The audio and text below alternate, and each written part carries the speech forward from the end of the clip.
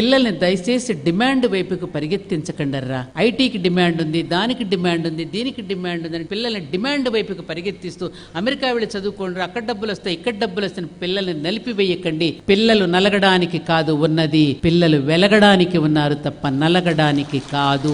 మానవ జీవితం నలగడానికి కాదు ఉన్నది, మానవ జీవితం ఈ భూమి మీద మాధవుడై వెలగడానికి. ఇది మనకి భాగవతం చెప్పిన విషయం. కాబట్టి అలా వెలిగించేటటువంటి ప్రయత్నం మీరు చేయండి, నలిగేటటువంటి ప్రయత్నం చేయకండి. పోటీ పడే స్థితి నుండి సహకరించుకునే స్థితికి ఎదిగేటట్టు చేయండి.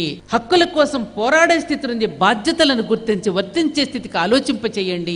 మతాల కోసం కొట్లాడుకోకుండా ఆయా మతాలన్నీ కూడా తిరిగి సనాతనమైనటువంటి సనాతన ధర్మం అనే సముద్రంలోనే కలిసి అవకాశం ఉన్నదని అనుష్ఠించండి.